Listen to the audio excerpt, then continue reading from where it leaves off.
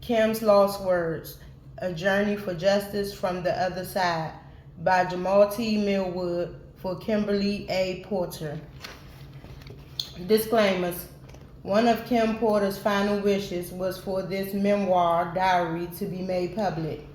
Out of protection for certain parties and their potential criminal activity, some celebrities, performers, and events have been represented with X's. Due to their highly explosive nature, at some point in the future, this information will be revealed to the public regarding Kim's sudden death and the mysterious illness of Albie Shore and Jamie Foxx. Evidence does exist that points to foul play and or poisoning. God bless Kim Porter and all of Sean Combs' victims, both male and female. Chapter 1, Introduction. Soon after high school, I started landing modeling jobs. I couldn't believe it. It was all happening so fast. I met my husband, father of my oldest child, and one of my oldest friends in life, Albie Shore. It was a whirlwind romance. I was only 19 when we married, and no, it didn't work out. Al is still one of my best friends to this day. Our son Quincy is such a talented and wonderful young man. At that time, I had no idea my relationship with Al was going to introduce me to the man that I would spend the better part of my adult life with, a man whom I would love and cherish, but eventually fear and hate. I don't want to put the cart before the horse, but I will say, although I knew what was going on, I turned a blind eye many times. Here I have to tell this truth, unfortunately, because deep down I knew everything was happening. But I lied to myself a lot. He was so charming, a wolf in sheep's clothing, a devil, and I fell for it. This story must be told despite the fact it will hurt my children. I cannot hide it any longer. Sean Combs must be stopped. Chapter 2, Humble Beginnings. I was born to loving parents, Jake Porter and Sarah L. Porter, in the Peach State of Georgia. All through Columbus High School, where I graduated in 1988, I knew best I was going to be famous. In the 10th grade, one of my best friends, Tina, said to me, "You won't make it in here in Georgia." I knew if I really wanted to be famous, I would have to leave my hometown and my home, Georgia. That conversation was so important. As I look back now, it changed my life. I met Al while I was working in the industry. He was so dope and charming, and I had such a crush on him. We were married before I knew it, and Quincy was on the way. But I was young, and it just felt like it wasn't going to last. It was a little heated between us after we separated, but we got past that quickly. He is just a super dope guy, an amazing. He is just a super dope guy and an amazing father. Though we separated, we are forever bonded through Quincy. Thank you, Al. I will always love you. When I met Sean, he was cool. I didn't think much of him at the time. He was just another guy at the label. Uptown was huge, and we were all living our best life. But Sean continued to lay on the charm, and before I knew it, we were dating. As a young single mom at one of the hottest companies in the world, life couldn't get any better than it did. My boyfriend was getting even bigger. He and Clive would hang out a lot, but I didn't think anything of it. I mean, that was his boss, and he was doing things bigger than most men dared to even dream. Then it happened. Okay, I was a little bit of a freak. I really enjoyed myself with my partner, and toys are one thing, but I never imagined having a man I was dating asking me to use a toy on him. The first time, he said he just wanted to experiment, try something new. I was grossed out, but he kept begging. He said it would only be this one time, and he was just curious. I was only 20 at the time. I said, "What the hell?"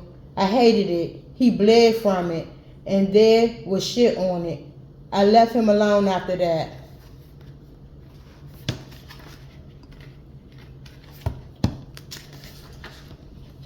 Chapter 3, Second Chances. Sean kept reaching out, and I kept ignoring his calls. Eventually, in a few weeks, we ran into each other at an event. He came over and sat next to me. We were cordial. He flattered me by saying, "You look so amazing." I replied with a simple, "Thanks, Sean." I tried to get up to leave, but he pulled my arm. As I turned to him, he looked deep into my eyes and said, "Look, what happened between us was weird, but I really care about you. Can we?"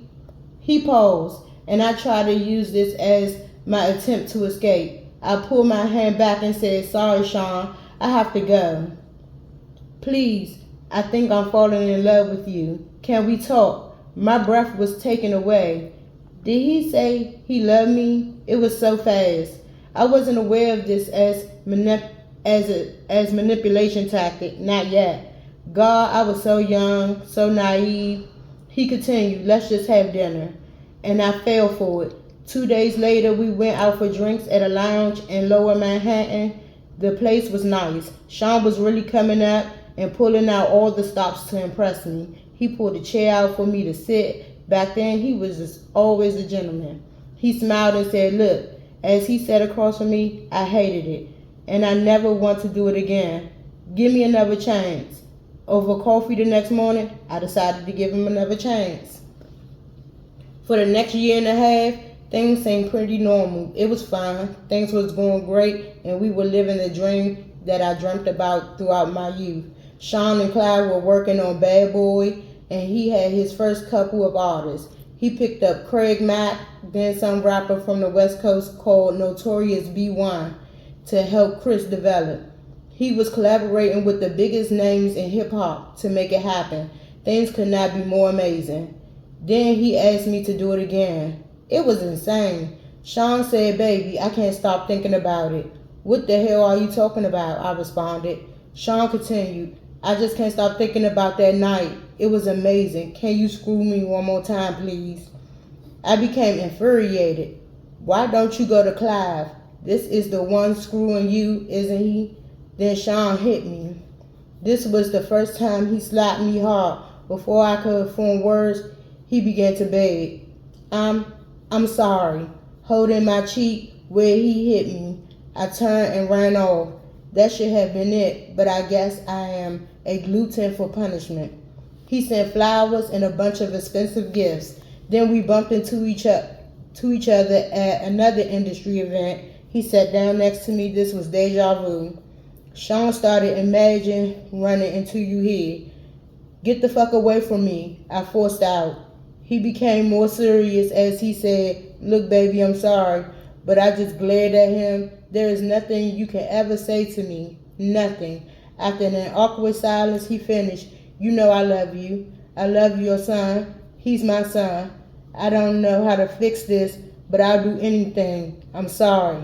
Shit, he can be so sweet. Here we go with the love thing. This time it's not falling in.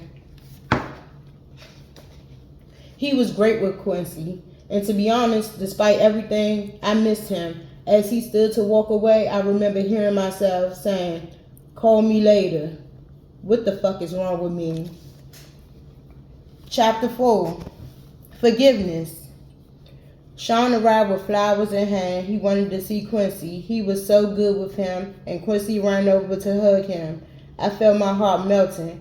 He asked Quincy, "How you doing, Tiger?" Quincy looked so innocent as he responded, "I'm good. I miss you." Sean's response sounded genuine. "I miss you too. We'll hang out tomorrow, okay?" "Okay." Sean gave him a little love tap on the butt. "It's bedtime." Quincy replied, "Okay, good night," as he turned to head toward his bedroom. He was the man I fell in love with. But what was I thinking? Shit, not only does he want butt plugs, he slapped the shit out of me. So why am I still talking to him? They say that love is blind, but is it stupid too? As Quincy left, Sean looked at me and smiled. "Baby, let's go have some fun. The babysitter is on the way. I just want to show you a good time." I was so mad at myself for melting as I said, Okay. We sat on the couch laughing and genuinely having a good time when the doorbell rang. The babysitter had arrived, and so we left. As we exited the house, a big man climbed out of the limo and opened the door for us. We wore a sharp suit with a gun noticeably tucked under his arm. I thought to myself, he could have made it invisible, or did he want me to see it? Despite my reservations, Gene was a sweetheart. He was very courteous and polite. As he tipped his head and said, "Good evening, ma'am," Gene drew a smile out of me as I responded, "Hello." Gene and I will see each other a lot after this day.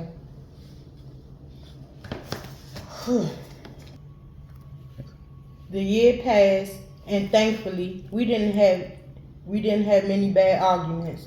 Although Sean was strangely getting into voodoo, he would put curses on people, and I wasn't sure how to respond to that craziness. My problem as a single mother was I wanted to be married. He always had excuses and delays when it came to committing to marriage. His label was blowing up. Biggie dropped, and it was just about over.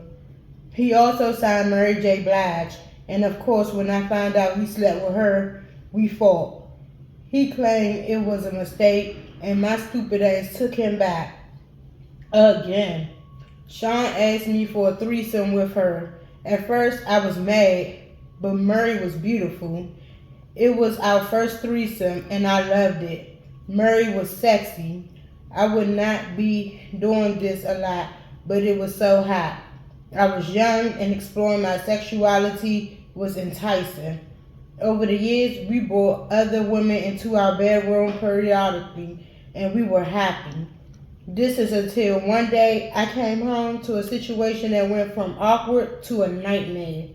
Quincy was with the babysitter, and Sean was sitting with Albie Shore at the dinner table.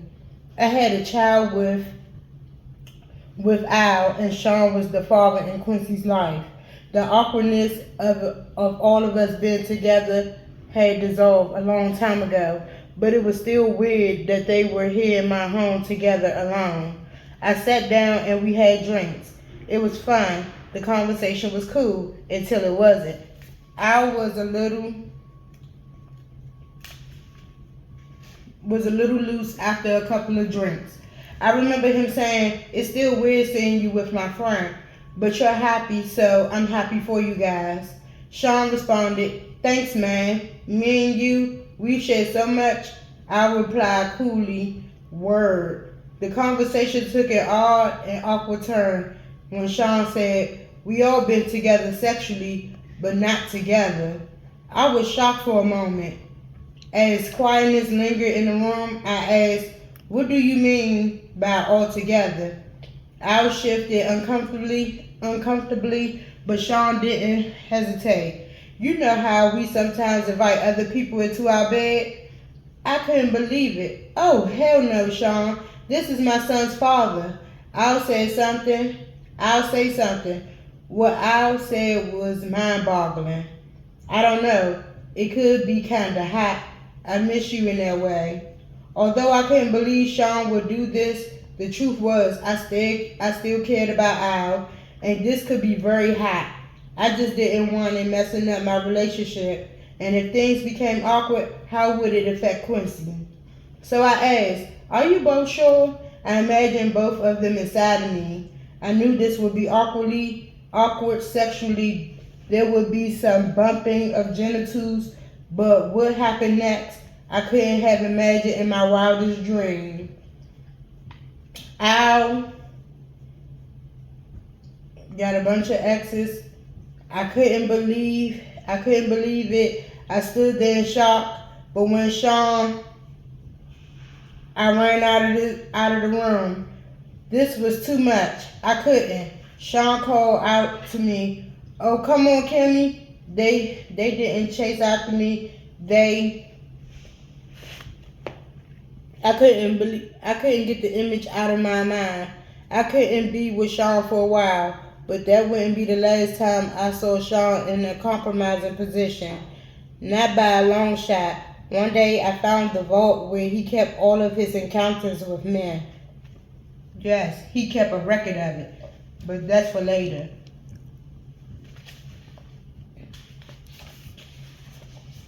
Chapter 6, Park. Biggie took over East Coast hip hop, and Sean was the brilliant mind that orchestrated it.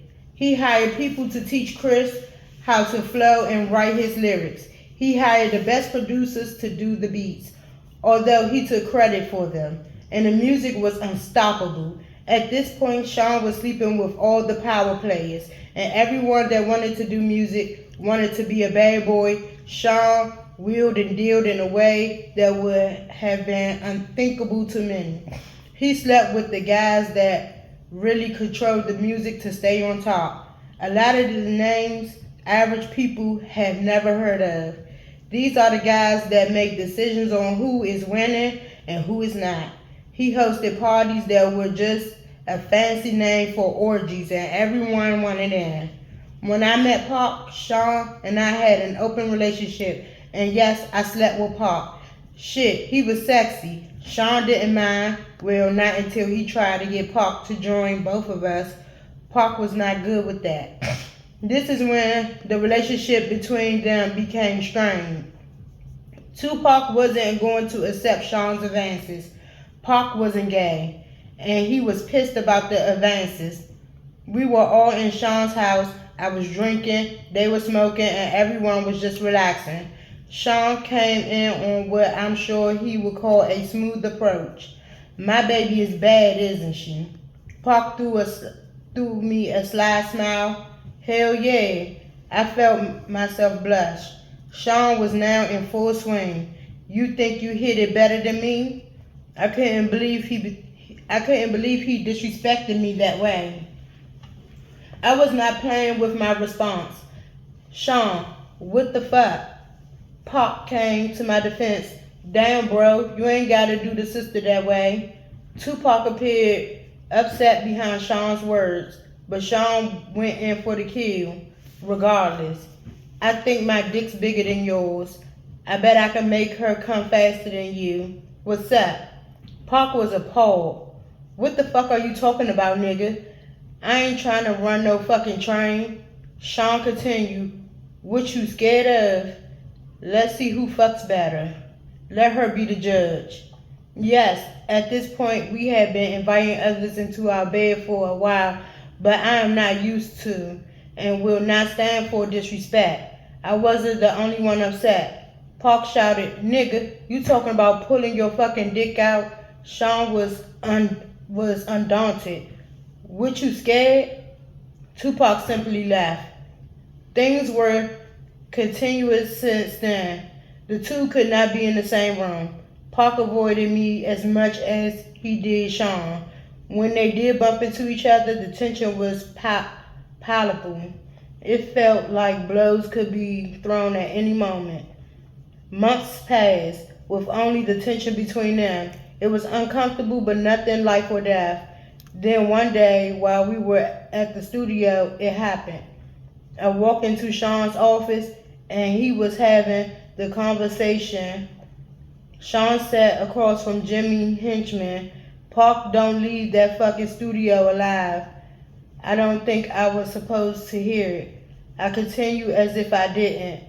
Hey Sean, good morning Jimmy. They didn't seem to think I heard anything. I'm ordering breakfast.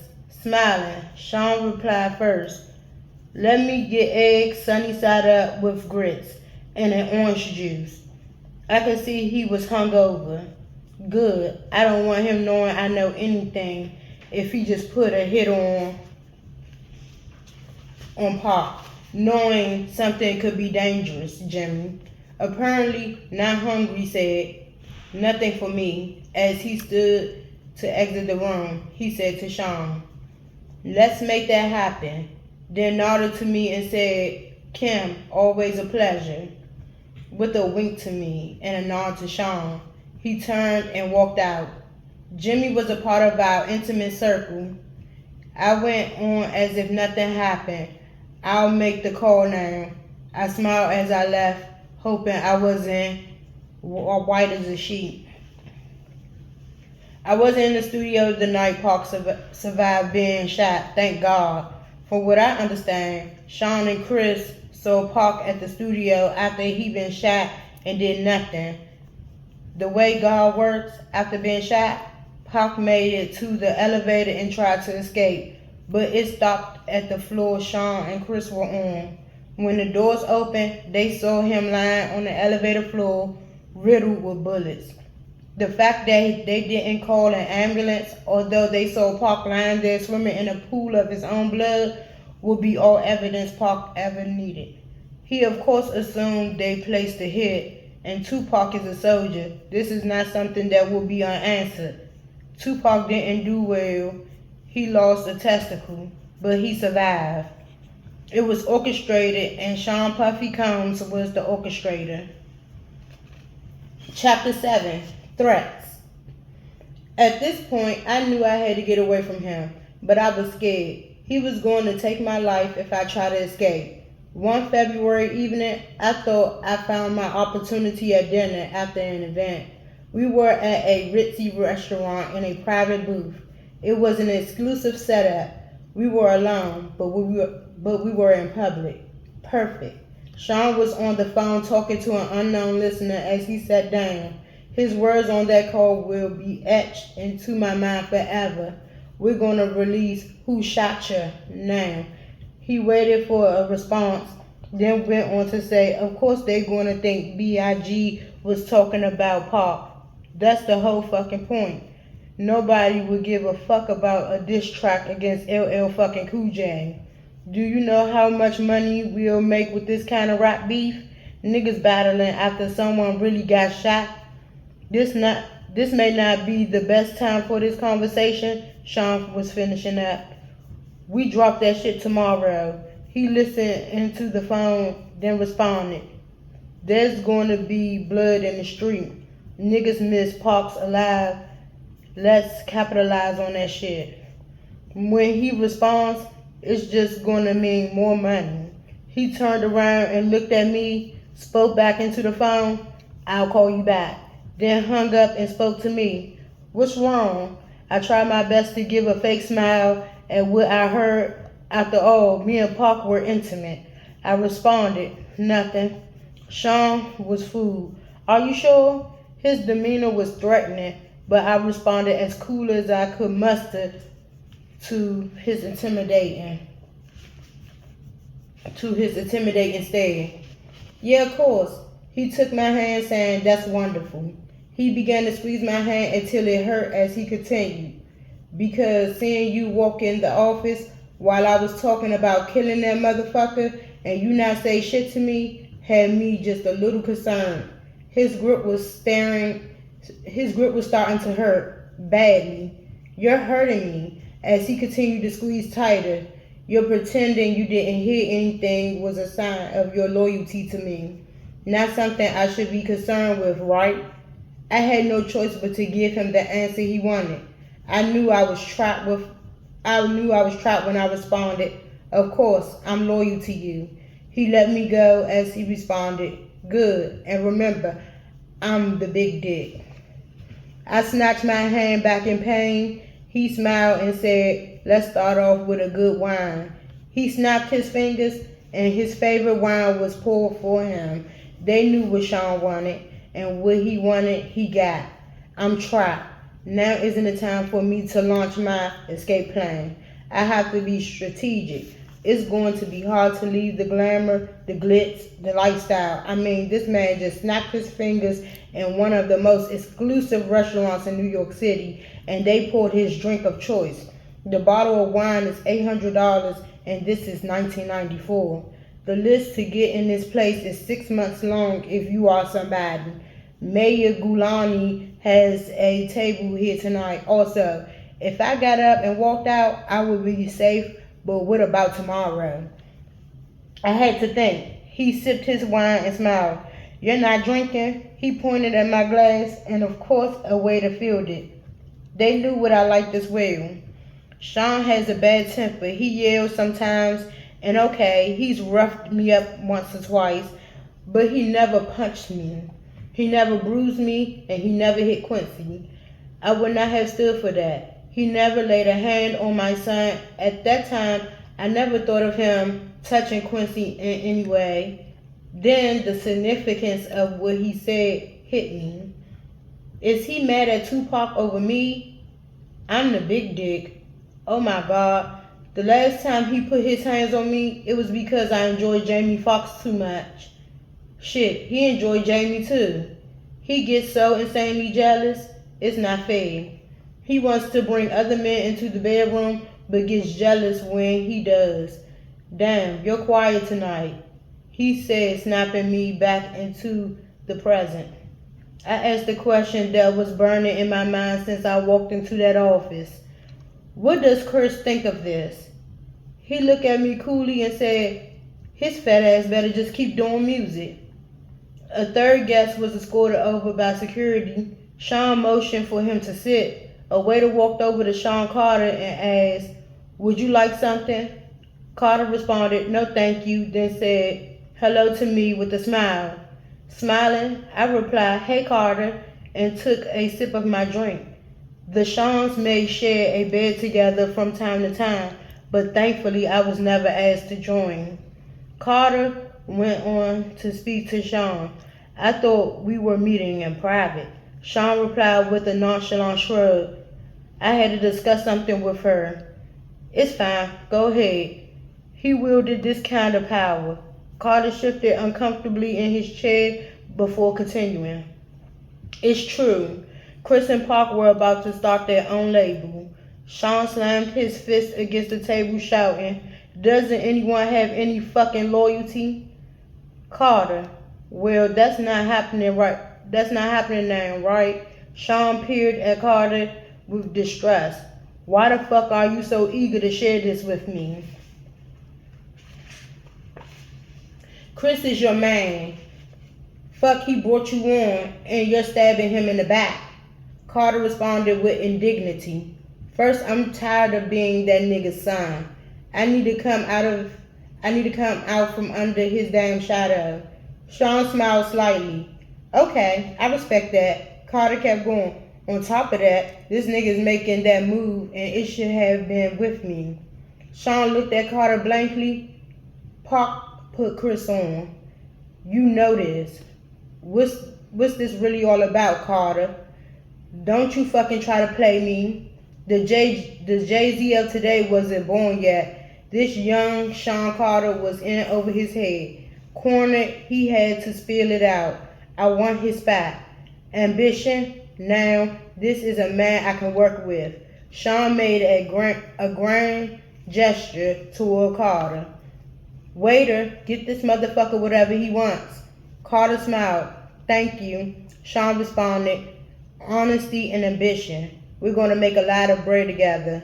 Carter ordered a drink as he stated again. Guess he won't be leaving with that nigga to do their own label now. Sean responded with his normal air of arrogance. Why don't you let me worry about that? I took this as my cue to escape. I told Sean I'm going to go ahead and get back to Quincy. Sean was wrapped up in his conversation with Carter and barely noticed as he excused me. Have the limo drop you off. We didn't eat. He didn't care. I smiled and kissed him on the cheek and laughed. Chapter 8, Kidada. Actress, model, and fashion designer Kidada Jones was Tupac Shakur's fiancée and is the daughter of record producer Quincy Jones and actress Peggy Lipton. Being around other celebrities was just a part of life. Meeting Kidada was just one of those events, and as time went on, we became close. We hung out together, went shopping, and so on. It was about the same time I met Kimora. Those were the days, or so I thought. We always had girl talk, and the fact she was dating someone I had previously been with wasn't a source of contention. We didn't get jealous of each other. It was just girl talk stuff.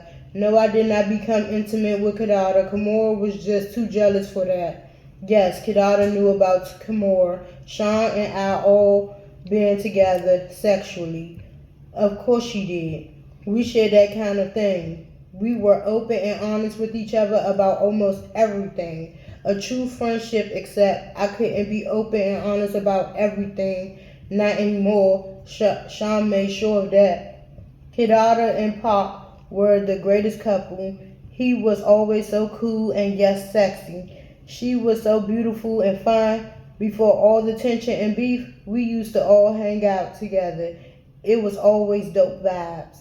But Park's shooting and the suspicions of surrounding Sean and Jimmy, the vibes between Kidada and I weren't always perfect. Then came that night.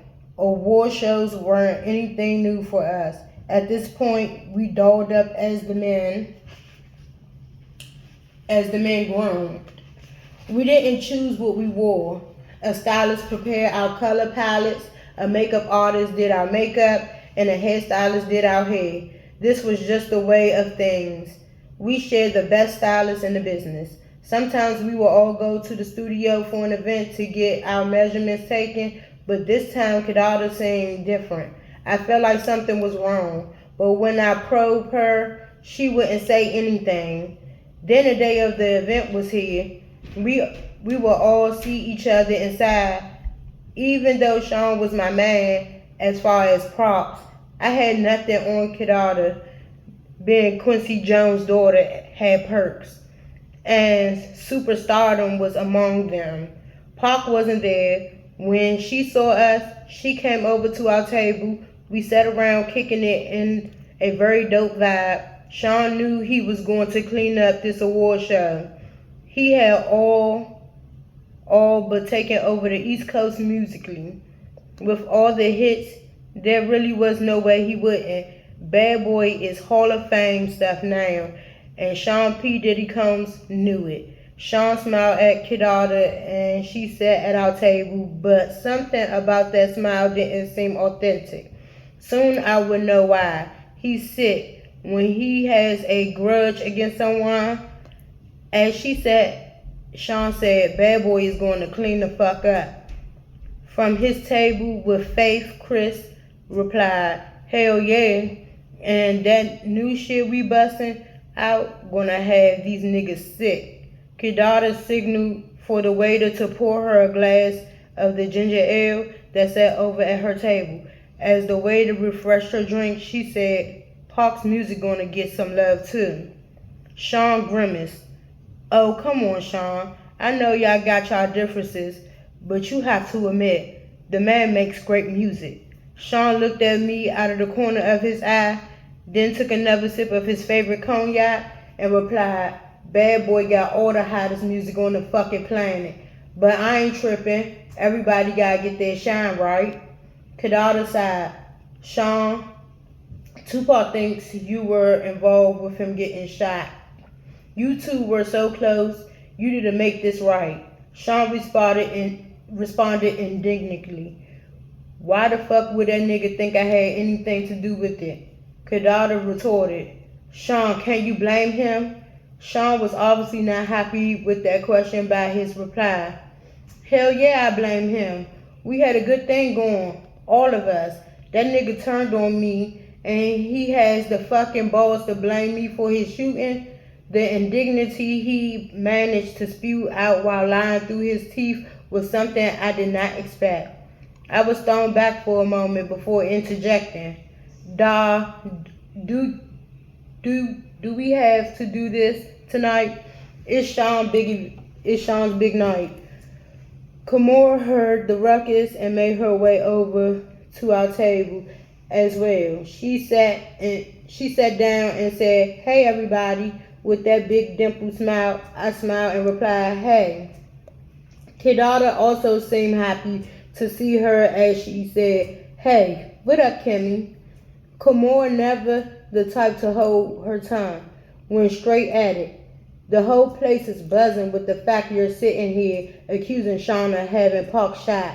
Y'all kinda, loud. She laughed. Kidada seemed embarrassed as she looked around to see everybody staring and whispering. But she wasn't about to back off. In fact, she doubled down. Anybody here not talking about it ain't real anyway. We all know Sean was behind it. Kimura forced a smile. Honey, we don't have to do this here. Kidada made it clear she was not to be silenced as she continued. Oh, let's not hurt the feelings of Sean Puffy Combs. He only had one of the most prolific rappers in the game shot. Sean clenched his hand into fist. If this was anyone else, this would have turned ugly. But this was Quincy Jones' daughter. Sean was a monster in the streets, well feared by men that knew.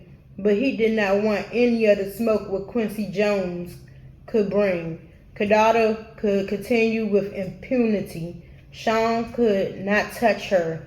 Christopher and Murray, both wanting to defend the super producer that made them famous, both started to stand and make their way over to the table, but Sean signaled them off.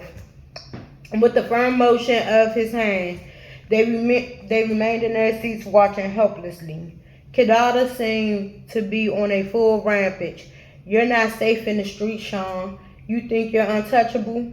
Kimura seemed almost red in the face when she grabbed Kidada by the hand, saying, I gotta go to the restroom. Kidada, not willing to stop, snatched her hand away, yelling, Let go of me. Kimura needed her to get a grip and said sternly, as a parent speaking to a child mid-tantrum, Da. Kidada turned into her and yelled, What? Kimura nodded toward the crowd room, and Kidada looked around. Here she deflated slightly. Kimura, now in control, spoke firm but softly. Let's go powder our nose. Kidada nodded with a grimace and gave a sharp look back at Sean as she walked away.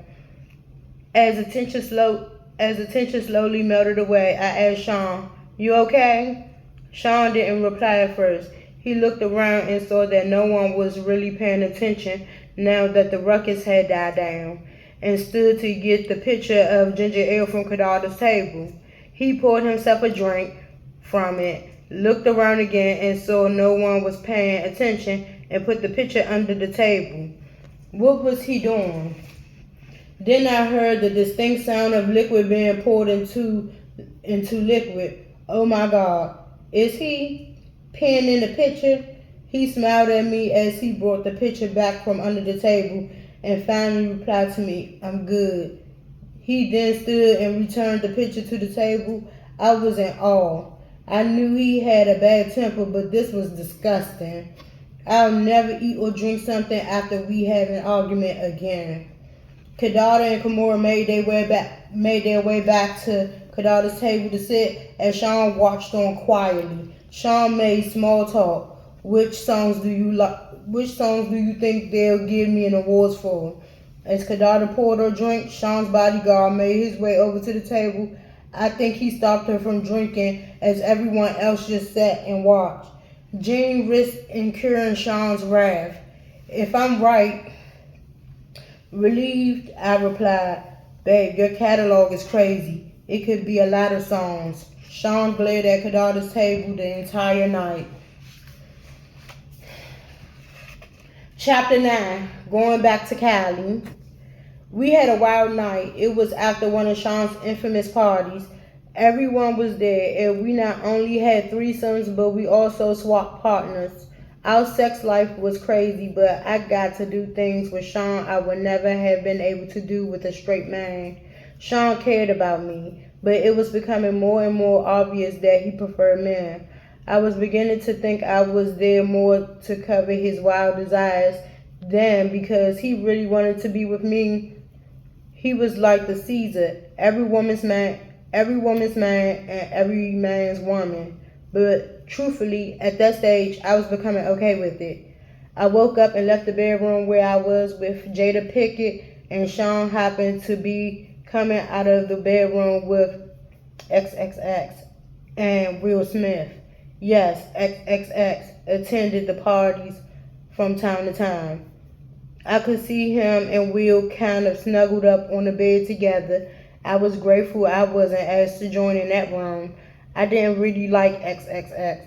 Sean smiled when he saw me. Good morning. Here at the orgies, he wasn't very affectionate. He didn't have to pretend, but he couldn't walk straight. I knew how his ass felt, literally. We've had sessions playing with each other's anal cavities. I wanted to be home before Quincy woke up, so I told him, I'm getting ready to go. He responded, let's have a cup of coffee first. This means he wanted to talk. I didn't know what it was about, but in situations like this, I didn't really have a choice. He was becoming more violent when he didn't get what he wanted, and I didn't really want to fight. So I sat down. But before we started talking, XXXX came out of the room. Sean was wearing boxes. XXX was in his birthday suit. XXXX addressed us. Morning. When he turned around in order to close the door, there was a dried cum stain on his back. XXXX walked over, pulled a chair out to sit down next to us, and lit up a blunt. Sean stretched, smiled, and said, this East Coast, West Coast beef is more lucrative than I thought, but it's getting dangerous. XXXX responded, surprised. Business first thing in the morning. Damn, cuz you want it. But you know you don't got nothing to worry about. You got a pass, daddy.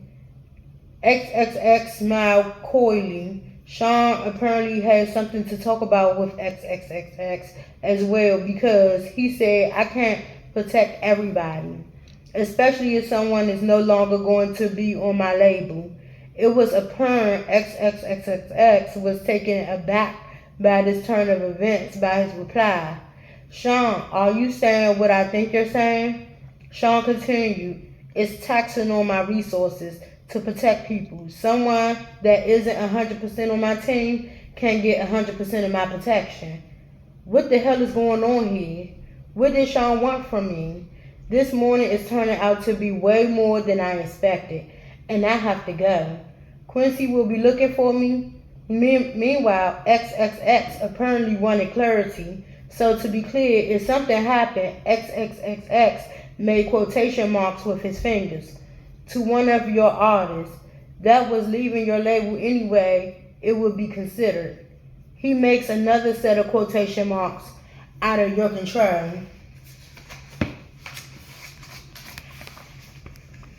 Is that what you're saying? Wait a minute. Can they be talking about Biggie? Is Sean saying he won't protect Biggie? At this point, I was too young, too naive, too hungover to understand that this was not a lack of protection. This was a hit. Where did this come from this morning?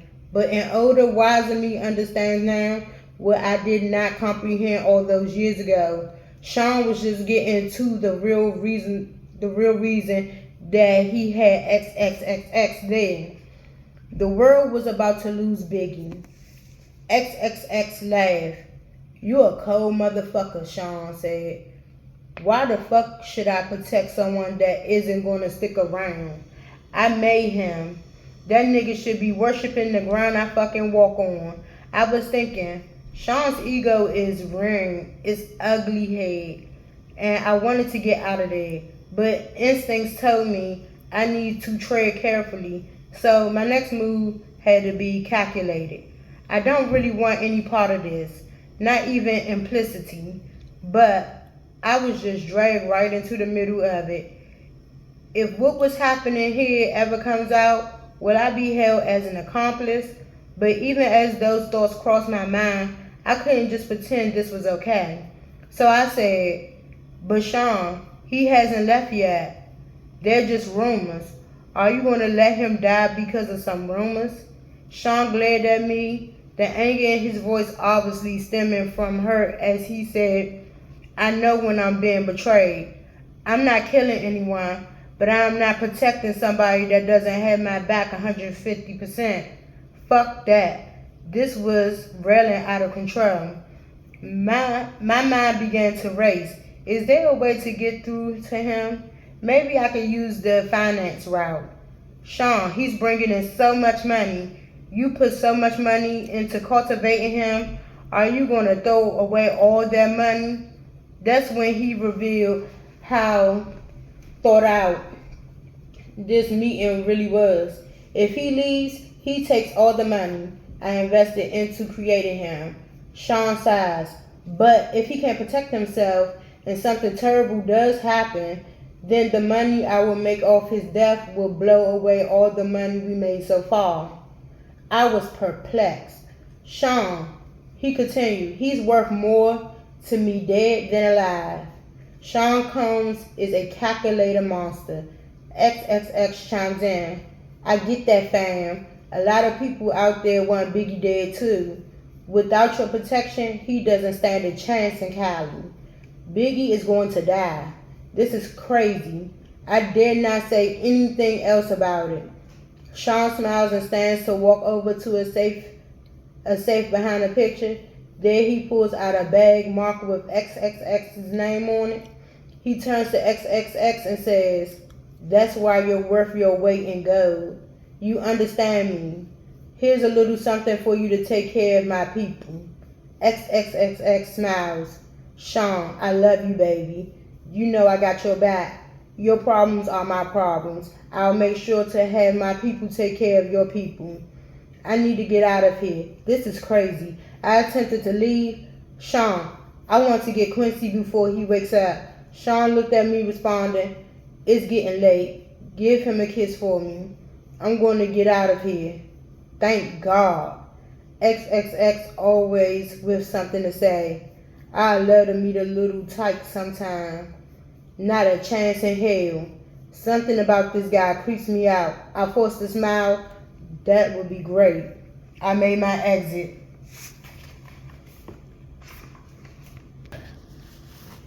Chapter 10. The Lies You Tell. At this point, the relationship between Sean and I had been off and on for quite a while, and we were off at this point. He had put his hands on me again, this time for something that didn't even happen. It was all in his head. When the phone rang, I picked it up anyway. Hi, Sean. He sounded trepidatious as he said, we've been broken up for a while this time. Yeah, he continued, I don't want anyone to know about my...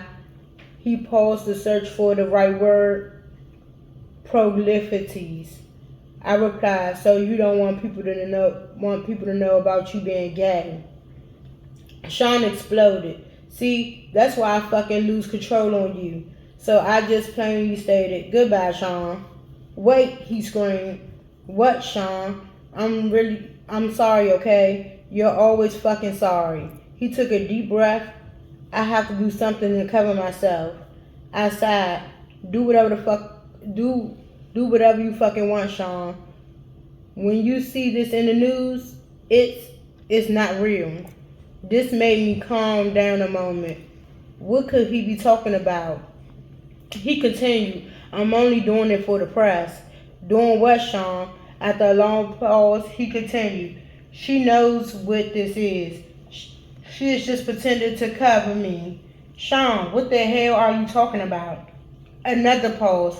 Publicly, I'm going to be dating someone else. A video girl. I laughed. Why would you do that? I have to cover myself. I was getting mad. I was actually angrier at myself more than at him. Why was I getting jealous?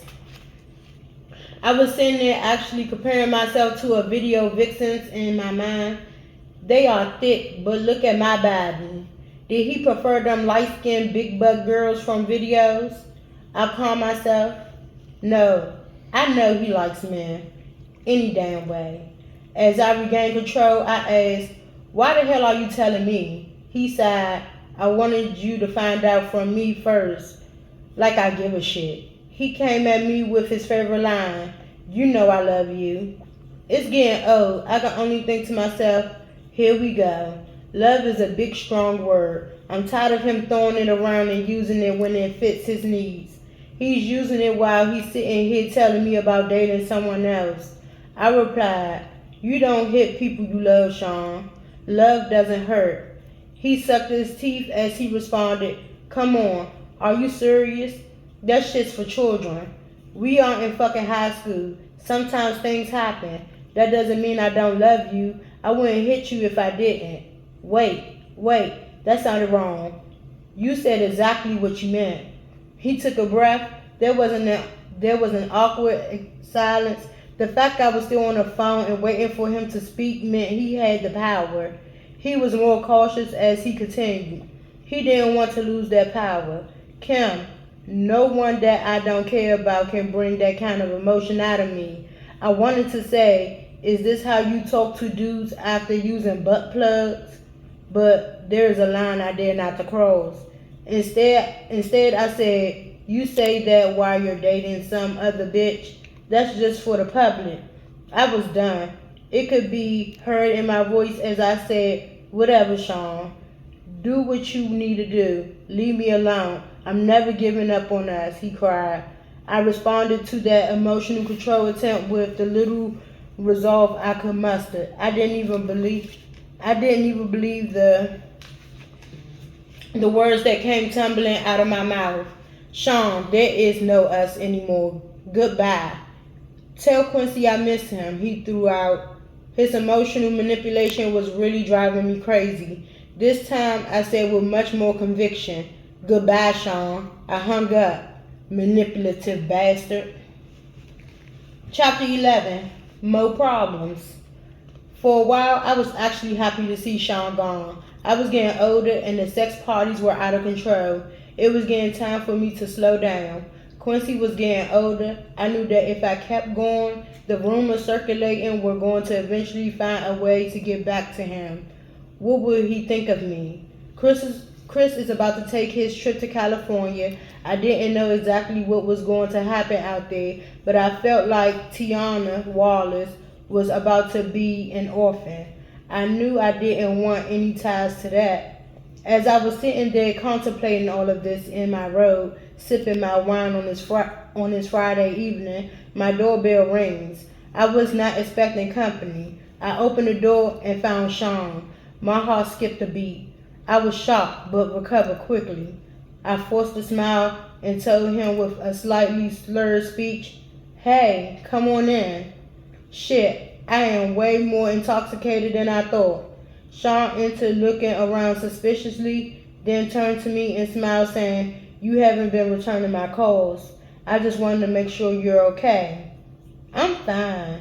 He obviously was not here out of concern. He was checking to see who was here. Sean was controlling like that. Yes, even though we're not together and he was dating someone else, he started to make his way to the living room.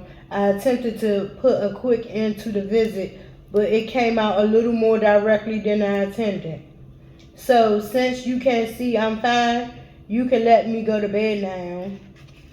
Part of me wanted him to stay. As he entered the living room, I was forced to follow. Sean was very direct with his next inquiry. "Is someone else waiting for you?" "No, but Sean, we're not together. You're dating someone else. I can fuck whoever I choose."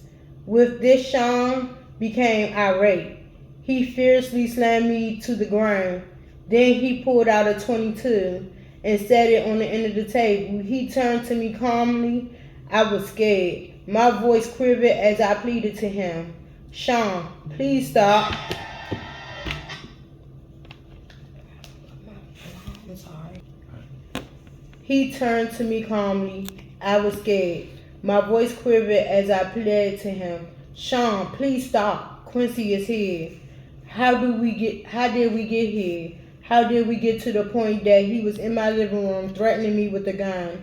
He knelt on one knee and got right in my face to say, "You're mine. You don't have a choice in that now. I can't live without you." He stood up, composing himself. I was terrified as I whimpered, "Sean, that's not love." Sean picked up his gun and cocked it.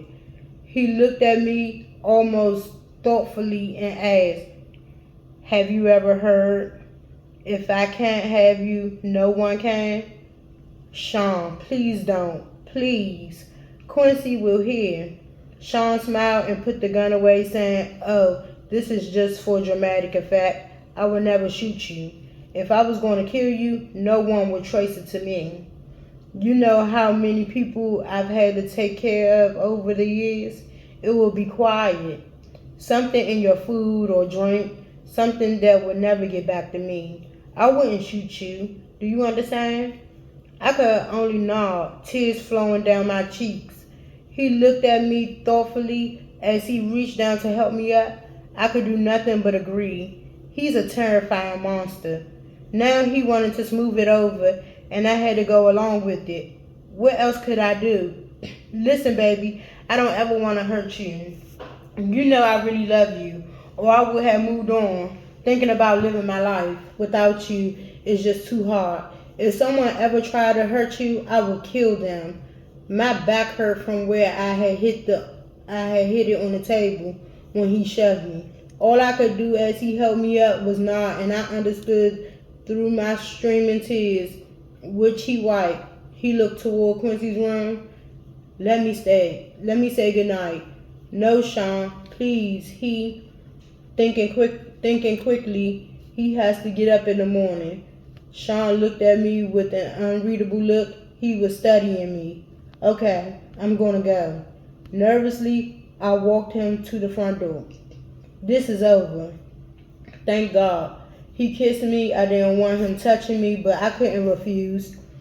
Kiss Quincy for me. I tried to keep my composure as I replied, "Sure, Sean." He opened the door to leave. The bodyguard that was waiting outside escorted him to the car.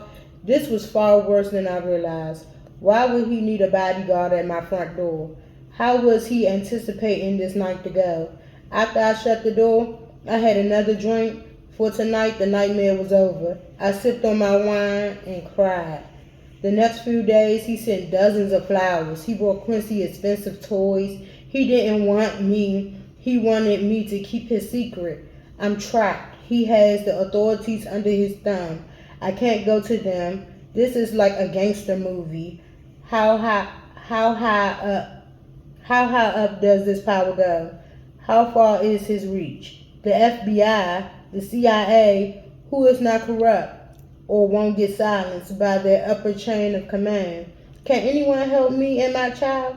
He found his way back to my bed. I had no choice. Chapter 12, A Mama's Love. The calamity that ensued behind the death of Biggie shook the East Coast. It rocked me as well. Sean could have stopped it. He was complicit in it. He was a contributor. He knew it was going to happen and didn't stop it. This was his friend. No, they were not nearly as close as Sean would have the public believe, but still. As far as Sean was concerned, we were great to the public. We were just having the off and on relationship of a normal couple, and I probably just seemed like a money hungry hoe. But the truth is, I just got used to not having a choice. Today, I recognize it for what it was. Stockholm Syndrome. I was at his beck and call and had become comfortable with it. Quincy had everything he could ever want, with the exception, of course, of a normal parental figure. That is why this chapter is so powerful for me. A mother's love is so real. One night, I was out with my boyfriend. Yes, we were on again, and we were joined for dinner by none other than Miss Wallace. Sean looked over as security allowed Miss Wallace to approach the table and sit. Miss Wallace spoke with a smile. "Hello, Sean." "Hi, Kim." I smiled the best I could. What a situation. For all intents and purposes, she is sitting with her son's killer. I hope my voice didn't betray my feelings as I said, "Hi, Miss Wallace." Sean smiled also as he said, "Hello, Miss Wallace. What can I do for you?" When I got your call, it sounded urgent. He was able to appear as if he was smiling warmly. This was the creepiest situation of my entire life. She looked at Sean with pleading eyes. "I know this isn't your problem, but things have gotten kind of hard. I was hoping that you could send some of that money Chris made with you this way. Sean shook his head. That's not something I can just do. There are attorneys and accountants. Can I maybe help you out with a little something to get you past the hump? Sean reached into his pocket to dig for his wallet. I haven't seen how much Chris left. It's going on 2 years. Just how long is this going to take? Sean sighed as he replied, These things are difficult, Miss Wallace.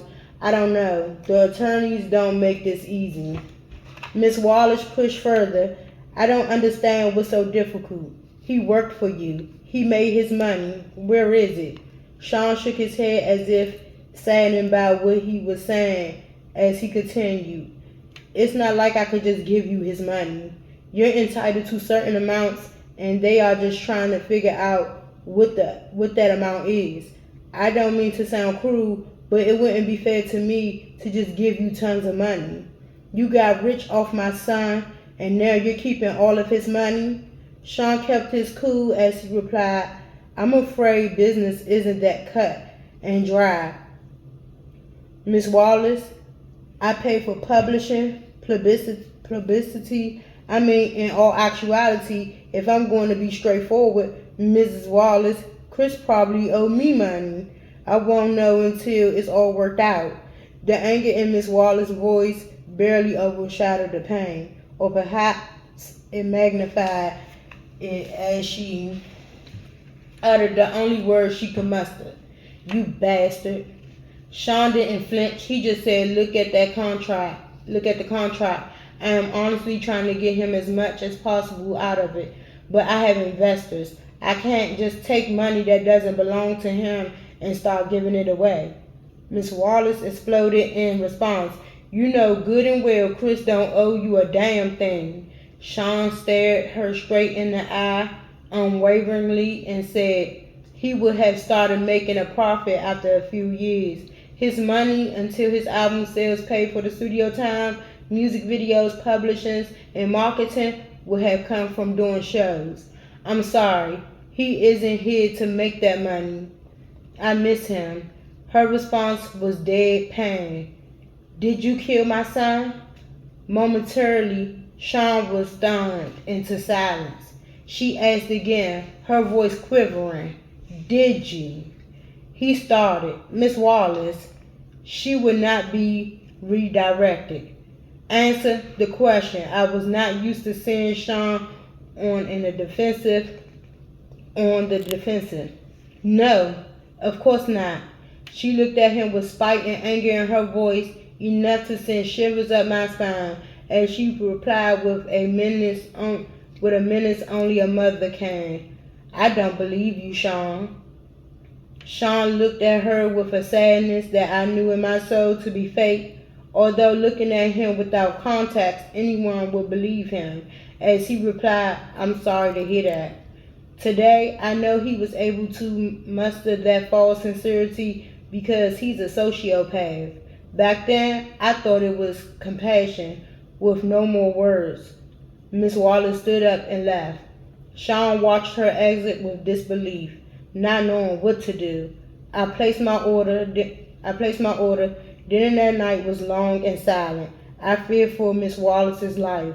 Sean is most dangerous when he feels threatened. No, she could not physically threaten him, but his threat was very real. If she goes public with her accusations, Sean's image could be damaged. I have felt for myself the extents he will go through in order to protect that image. Chapter 13, Have Some Faith. The fact of the matter is, Sean was a complete control freak. He was absolutely the worst, but of all the things he did for control, this might have been one of the most despicable ones. We were in the bad boy office one evening sitting in the lounge area enjoying a meal. Sean was smoking one of those big cigars he liked when Faith entered and sat down with us. She seemed relaxed as she said, Hey guys. I smiled. I never had any bad vibe from the marvelous Faith Evans. We never talked about the wild time the three of us shared at one of Sean's parties. I gave her a hug. Hey girl, what's up? Sean smiled and asked, hey, what brings you out? She addressed Sean saying, look, when you asked me to hook up with Chris, I understood.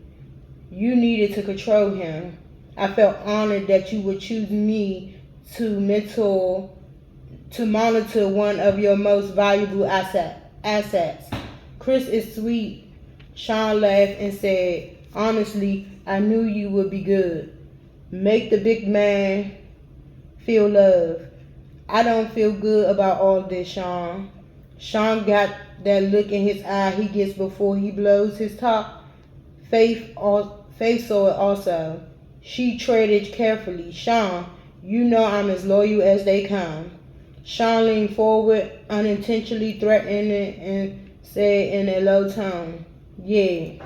But Sean, Chris and I had a child together. Sean leaned back. He let out a deep breath. I'm going to take care of you. You're not like Chris. You're loyal. Faith had a tear in her eye as she responded. He didn't have to die. This is getting very touchy. Did she know? Did she suspect? Was this her trying to find out if Sean intentionally killed Biggie? I wanted to ask, but of course there was no way of doing that. This is so crazy. Sean sighed and replied, he didn't. Don't get me wrong, I miss him, but he was leaving me anyway. No one cares about my pain. Classic narcissistic Sean. It's all about him. I was sickened for a moment, but his next sentence made me feel for him anyway. I wanted to share all this with him. He was my man. Faith couldn't hide the anger that flared in her eyes, but she knew who she was talking to. She was careful as she spoke. Sean, you have your friends you share things with. Sean sat forward again, this time with malicious intention, as he queried, what the fuck is that supposed to mean? Chris had no one, only you. Sean lost it. That fat fuck and the other piece of shit I had you fuck. I interjected while in shock. You had her fuck Pop? Sean glared at me as he answered, yes, fucking Pop. Those motherfuckers was going to try to start their own label and compete with me. Me. After all I did for that fat fuck, nah, I wasn't using resources to protect that motherfucker. No fucking way. As Faith started to cry, Sean looked at her and softened slightly. He spoke a little calmer. Look, I didn't hate him. I was hurt, but I didn't hate him. I'll make sure you and CJ are taken care of. Without words, Faith got up to leave. As she turned, Sean spoke softly. Faith. She ignored him. He called to her again. Faith. She exited quickly. Sean just looked at me and said, damn. I really didn't know what to say. Sean just told Faith that he wouldn't protect her husband because he was going to leave Bad Boy. From a business perspective, I didn't disagree with Sean there. If you're leaving and creating competition for him, why would he spend resources on you? So I hugged Sean, but I also knew he didn't have to send Chris to California. I wondered if he realized that he sentenced himself to death. He hugged me back with tears in his eyes as he asked, how the fuck am I the bad guy? Huh? I fucking do nothing but bust my ass to make everyone live comfortably. And I'm supposed to just let niggas walk all over me? As I held him in a comforting embrace, I replied, no, baby. He took me right there on the couch. Like I said, Stockholm Syndrome. Chapter 14, Outshine. This particular evening, I was at Sean's house, and Quincy was staying with a friend. It was some alone time for Sean and I until the doorbell rang, and Sean got up to answer it. I heard a woman yelling and quickly realized that it was Jennifer Lopez, or better known to the world as J-Lo. Sean, what the fuck? She blasted. Sean responded calmly, relax, baby. Why the hell did you have to start shooting? Isn't that what we have bodyguards for? Normally, when these kinds of situations arise, I remain quiet and just listen. I play my position, you could say, but I wasn't paying attention to the news for the last day or so. And even though it would be the only thing anyone would talk to me about for months, no one had spoken to me about it yet. So I entered the foyer asking, "What's going on?" Jennifer exploded at me. "What's going on? What's going on? This nigga shot up a damn club." My jaw dropped. Looking back and forth between the two, Sean spoke soothingly. "Jen, you gotta calm down." Jennifer was having none of it. She continued, "Calm down, calm down. You shot a bunch of innocent people, Sean." Sean placed his hand over her forearm. It's a bonding technique. He was shrewd in handling her. He does this to me too. Even if you know what's happening, it works. It's an intimate contact without being personal. He was aiming to disarm her.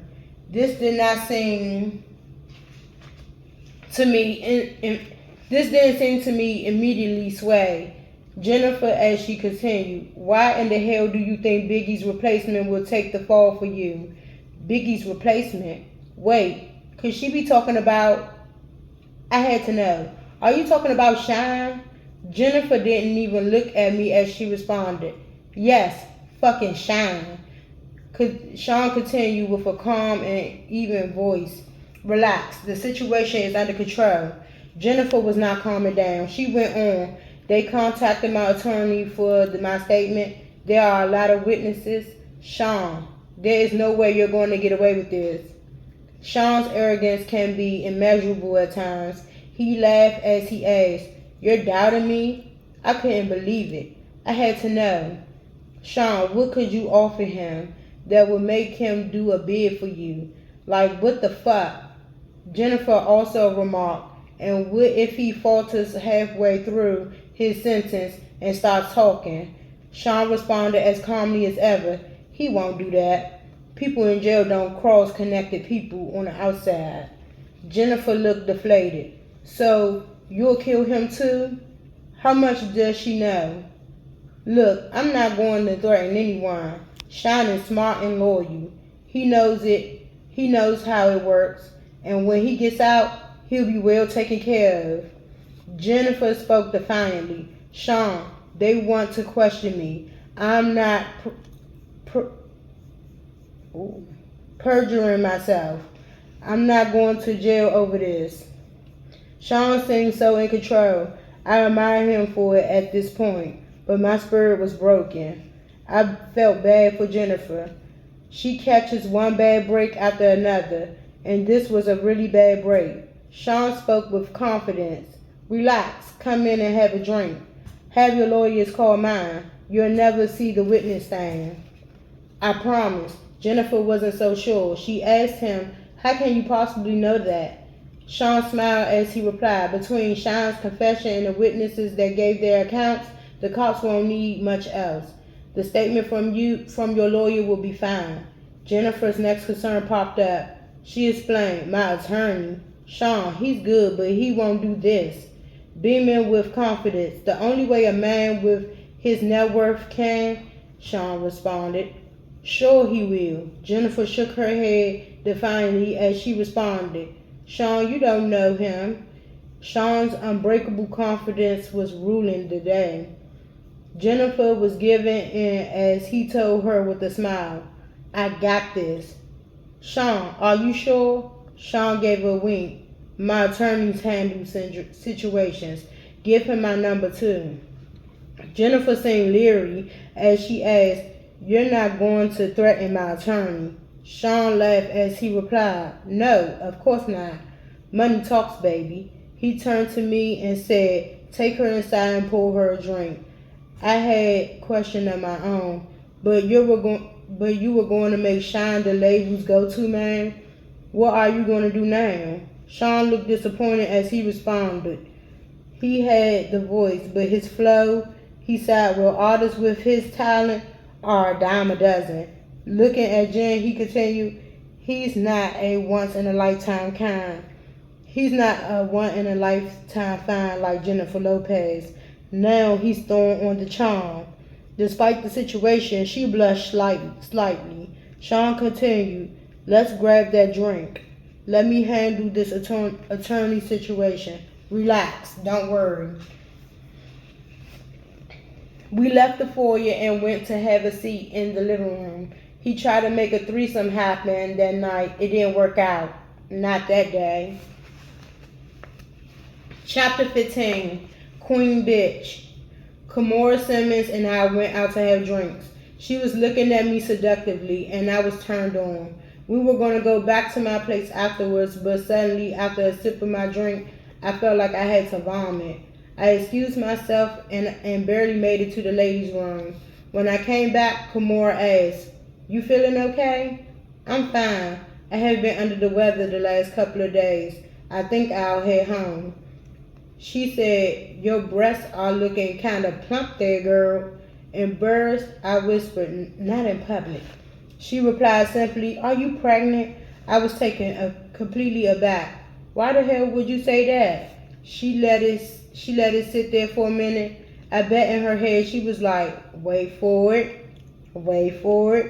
Then it hit me. Shit, she gave me a minute before continuing. "So, what you gonna do?" I didn't understand. Gonna do? If it's not Sean's. Fuck if it is. With the shock wearing off, the scope of the situation began to take hold. I responded, "I better get a test." She looked at me with pity. "Damn, girl, good luck. After what he did to Chris, I wouldn't want to be in your shoes." The desire that was in her eyes before I got sick was all but gone. As I began to stand, I realized what she said to me, and I paused. She looked at me flatly and said, "Ain't nobody stupid, girl." I didn't know what to say. The question still lingered in my mind despite everything I knew. Did Puffy intentionally kill Chris? She brought me back to the moment by saying, "Go," not knowing what else to say, but knowing I had to deal with my situation right now. I replied, I'll hit you up." She sighed and simply repeated, "Good luck." Chapter 16, Christian. The next day, I was sitting on my couch deep in thought. When my doorbell rang, I went to let Sean in. This was going to be scary. We made our way back to the living room and we sat down. Quincy was asleep. Sean seemed legitimately concerned. "What's so urgent?" I didn't know what else to do. I just blurted it out. "I'm pregnant." The air in the room was as thick as J-Lo. He was quiet. What is he thinking? He asked the obvious question. "Are you sure?" I spoke rapidly. "I was on a pill. I'll get rid of it. I'm sorry, I just wanted you to know." "That's wonderful. This is great." I was so confused. "Huh? You're not mad?" He laughed. "Mad? No, why would I be mad at this wonderful news? I'm going to be a dad with the woman I love bearing my child. What could possibly be better?" He jumped right on the phone and called one of his besties. I could hear Will Smith congratulating him. Sean said, "Yeah, definitely hold on, Kim baby." I was still in awe of the fact that he didn't get angry, and yes, I will admit I was sure he was going to hit me. So it was with relief that when I replied yes. He told me excitedly, "We gotta have a party." His excitement was contagious. I was getting really excited too. Yes, a gender reveal, and he cut me off. "Yes, of course we're doing all of that, but everyone is going to want to sleep with you right before you give birth." My heart sank in my chest. Everybody's going to want to... What? Sean went on with the same excitement. "Well, not everybody, you know. Will, Jada, XXX, Sean. I'm having your baby." He verbally waved me off. "It'll be fine." I couldn't help myself. I just started crying. Sean grew quiet on the phone, then spoke low. "I'll call you back." He hung up and took me by the hand. "Baby, I never asked anything from you. I tried to see him through the tears streaming down my face. I couldn't believe the words coming out of his mouth. I tried to speak. Sean, he cut me off. I provided everything anyone could ever want. Do you want for anything? Sobbing. I replied no, but he continued. This is kind of the thing I have to do in order to continue giving you this comfortable lifestyle where you live in the lap of luxury and get to be on TV shows and in movies. I know you don't want this, but do you want all of this to go away? A whimper is all I can manage. No, he continually softly, then we gotta do this. I said, but Sean, I don't believe in all this spiritual crazy shit. We got here because you're brilliant, not because of the sex parties. He replied, do you trust me? I did. My soul was so broken. I did. I responded, yes. He sighed as he said, then let's do what we need to do to keep what we have. As I nodded, yes. He pulled me in to hug me. Thank you, baby. We are going to have a beautiful baby. He ordered me some food, and that night I cried myself to sleep. I was going to be gangbanged at 9 months pregnant. I want my children out of this life. My child's going to have a good biblical name, a heavy Christian name. They are not going to take his soul. Chapter 17, Broken Promises. I don't know how this managed to stay out of the media for so long, but Sean got to the point where he was incredibly abusive, and only his inner circle knew about it.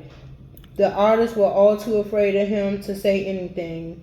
He had gained so much power. No one would say anything. Puff Daddy was a kingpin. This Monday afternoon, Quincy was in school, and our son Christian was with the nanny, and I still had to make a living. I still loved the camera and had just been cast for a new movie. Sean was coming over to celebrate with me. Just the two of us. I was in the bedroom when he came in. We were supposed to go out for dinner, but he was in a foul mood. Sean yelled, "What the fuck?" I would have to walk on eggshells as I came out of the bedroom, but I found him holding flowers, so I smiled. "You brought me flowers?" Sean yelled, "No." "So who the fuck are they from?" I was bewildered and told him, honestly, I don't know, probably just a fan. He threw the attached card at me. I picked it up to read it. Sean, he slapped me so hard I hit the ground. Sean yelled, "Who the fuck were you with the other night?" I looked down at the card that was lying on the ground next to me, and it read, "The other night was amazing. We must do it again." Shit, I tried to explain. Sean, he threw the flowers at me. "That's not how this works. You have my child. You don't touch anyone unless I allow it." I yelled back. "It was just coffee with the producer. It was nothing." He glared at me and asked, "Who the fuck is this producer?" I was trying desperately to calm him down as I responded, "From the movie, babe. Calm down." He picked up my coffee mug and slammed it against the wall. Coffee flew everywhere as he yelled, "Who the fuck this nigga think he is?" "Sean, he's just some producer. We talk about the road and me maybe starring in another movie that he wants to produce." "I swear that's it, Sean." Sean exploded even more. "He wants to put the move on my fucking family," at the top of his lungs. "My fucking family." He flipped the table over, breaking it. It was a heavy table, but Sean is stronger than he looks. I pleaded with him, "Sean, please." He yelled at me, "What?" I tried my best to calm him down. He probably didn't know. It didn't come up. "You're publicly dating someone else." So he screamed at me, and it somehow seemed even more intense. "So you didn't tell him back off?" "Sean, I didn't." And then out of nowhere, he hit me with a chair. I don't remember anything after that until I woke up in a hospital room. My arm was in a cast, hanging from a sling. My face hurt. My eyebrow was in immense pain, as was my lip. As I came to, the first face I saw was the man that put me here. Sean asked with concern in his voice, "How are you feeling?" I responded, "Stay away from me." "I'm sorry, I don't know what came over me. I save it for the lawyers. Stay away from me." We were in private hospital room and no one would hear me. I would scream like my life depended on it, but it wouldn't matter if I did. Ring for assistance, I wouldn't get any. He kept going. I was just so jealous. You know how I am. You have. He took hold of my left arm, the one that was not slung up in a cast. "You have our beautiful son. Our family is just..." At that point, I had enough. "The one you slutted out right before giving birth? Are you fucking shitting me? Stay away from me. Don't come near me or my kids." He continued to plead. "I'm sorry, baby, I promise. I'll never put my hands on you again, I swear. I've heard this song one too many times." I spoke through gritted teeth. "If you come near me or my kids again, I'll call the cops." A flash of anger returned. "You will use my kid to threaten me?"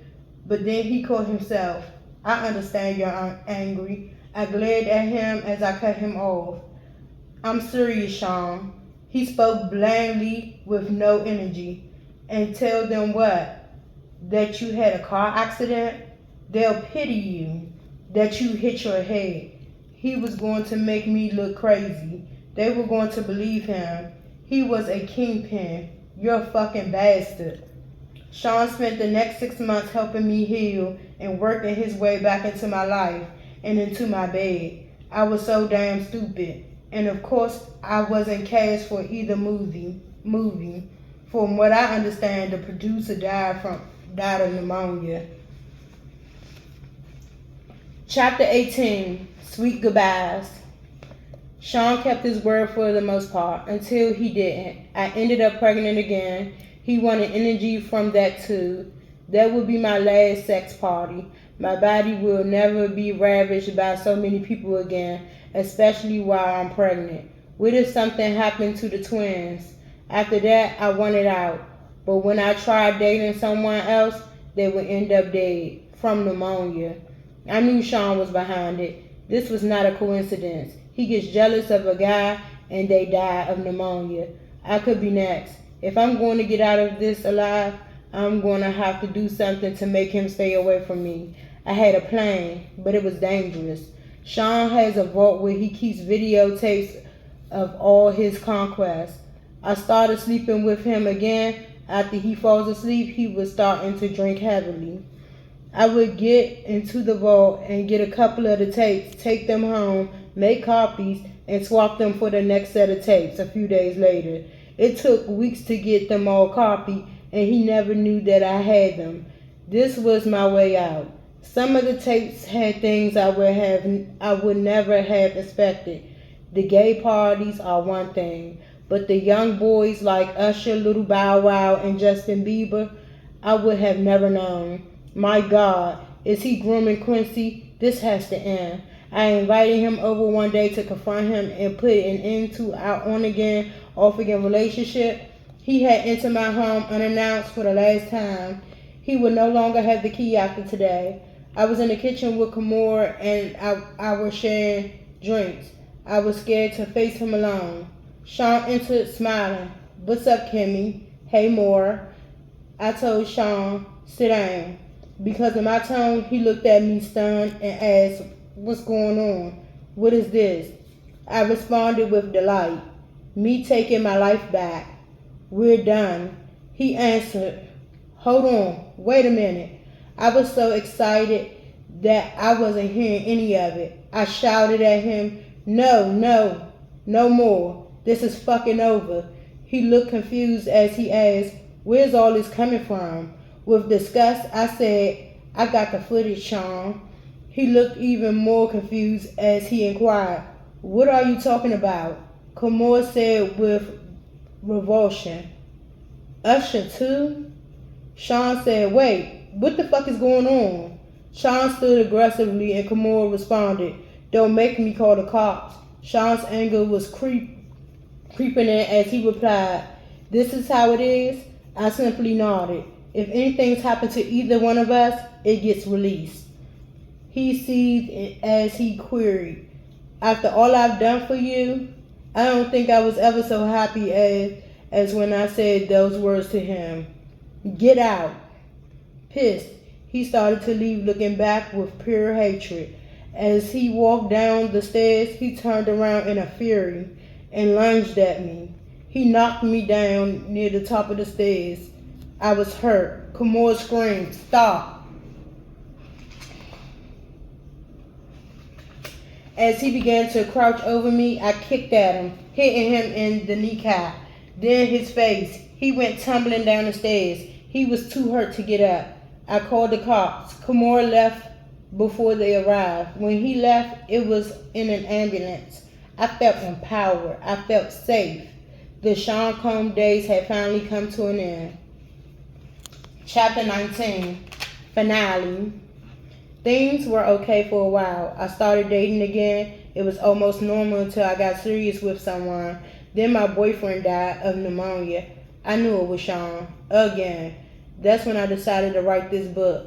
A few days ago, my home was burglarized. Only laptops were stolen. I know it was that bastard or his goons. Of course, I had a copy in the cloud that I was able to easily download here onto this new computer. As I continue to write now, I'll send this into the cloud as well. I will send out copies via email, and my Google Drive password will be attached, so the missing chapters can be accessed. This book must get out. There are so many more chapters to add. This outline is a great start. I have to organize the rest of the chapters and add them in little by little. I planned on spending today working on exactly that, but I'm not feeling very well. Thank God the kids aren't here this weekend, so I can rest. I called Kamor to cancel our tentative plans for a meetup. When I spoke to her, she said, "Girl, that doesn't sound like the flu. You want to go to the hospital?" That didn't immediately alarm me. I just need some rest. I told her and quickly got off the phone. But why can't I get my doctor? Why won't he pick up the phone? Oh no. I called Sean from my bedroom where I'm lying in my bed. All I could think about was the kids. My babies who are with this monster, the man that I now suspect of having done this to me. Sean picked up with an air of superiority in his tone that let me know it was too late for me. He spoke confidently into the phone. "Hello?" I screamed at him. "You bastard, I have your fucking children. What are you talking about?" "The kids are with me," he replied with a mocking innocence. "There's literally nothing I can do. I could only ask, did you ever love me?" Instead of answering the question, he responded, "The most important thing to me in the world is loyalty." I couldn't believe it. I had to ask even though I understood. What the fuck does that mean? With the same feign innocence, he mocked him. Is something wrong? He going to continue this game to the bitter end. I asked one last time, "How could you?" Again with the narcissism I had now come to despise, he responded, "How could I do what? I gave you everything. You went to someone else. You left me just like everyone else did. You asked how could I? How could I what?" I yelled, "Look what you did to everyone around you." There was only anger in his response. "So you're saying everyone leaves because of how I am, and you're going to expose me?" He had me burglarized. I knew it. I shouldn't have threatened him. I should have just published the book. I'm going to die, like Heavy D, like Biggie, like Pac, like so many others. And it's because he is a monster, plain and simple. Before hanging up, I simply say, "That's not the only copy, you fuck." Then I shoot out a group text. I let everyone know he got me. Then I call 911. As I sit here waiting for the ambulance, I am writing this chapter and praying that I make it to the hospital. I don't feel like writing anymore. I may not be around to see it in print. It's okay. I'm sending it out. He won't get it anyway with this. I will have my say, my final words. Sean Combs will get exposed, even if I lose my life doing it. My kids have always been my most cherished possessions. I want the world to know that. But more importantly, I want them to know.